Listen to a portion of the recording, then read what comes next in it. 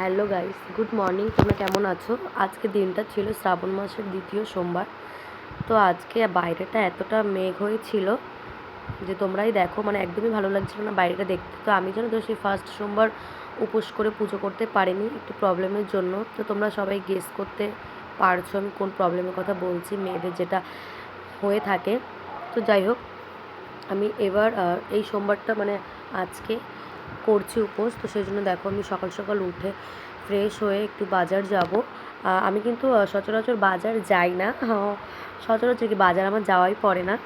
তো আমি একটু ফুল আনতে যাব, ঠাকুরের একটু ফল। মা যেহেতু পারবে না, তো সেই জন্য আমাকেই যেতে হবে।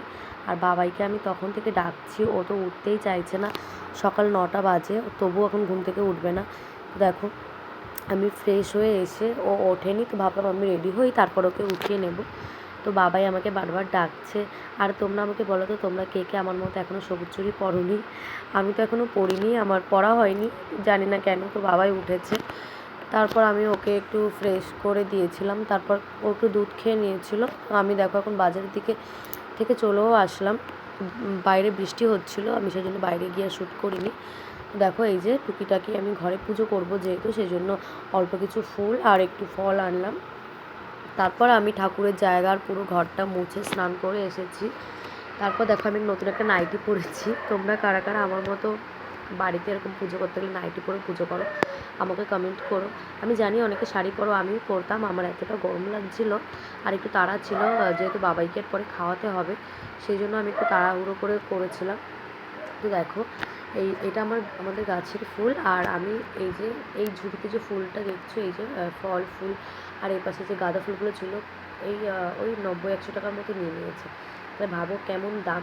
এই যে আকন্দ ফুলের যে মালাটা, ওটারই দাম 60 টাকা, হ্যাঁ 60 টাকা মতো নিয়েছে। তো আমি ভাবছি আমি যদি এখন ফুলের ব্যবসা করতাম কতটা বড়লোক হতে পারতাম, তোমরা একটু বলো। তারপর আমি ঠাকুরের সিংহাসনটা ভালো করে সাজিয়ে নিয়েছি। এবার মহাদেবের পুজোর জন্য আমি সব কিছু গোছগাছ করে নিচ্ছিলাম। তারপরে ওই যেভাবে আর কি পুজো করা হয় নর্মালি, আমিও একইভাবে পুজো করছিলাম। তো তোমরা কারা কারা দ্বিতীয় সোমবার পালন মানে উপোস করেছো আমাকে কমেন্ট করে জানিও। আর এটা কিন্তু আমার ঘরের ঠাকুর, তো সেই জন্য আমি অল্প অল্প জিনিস দিয়ে পুজোটা করেছি। অল্প হোক আর বেশি হোক, মহাদেবকে মন থেকে ডাকলে সাড়া দেবে, সেটা সবাই জানো আর আমিও জানি। তো তোমাদের আমার ভিডিও কেমন লাগে একটু কমেন্ট করে বলো।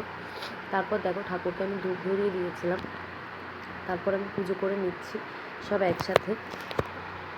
তো কেমন হলো ভিডিওটা তোমরা আমাকে প্লিজ কমেন্ট করে জানিও প্লিজ।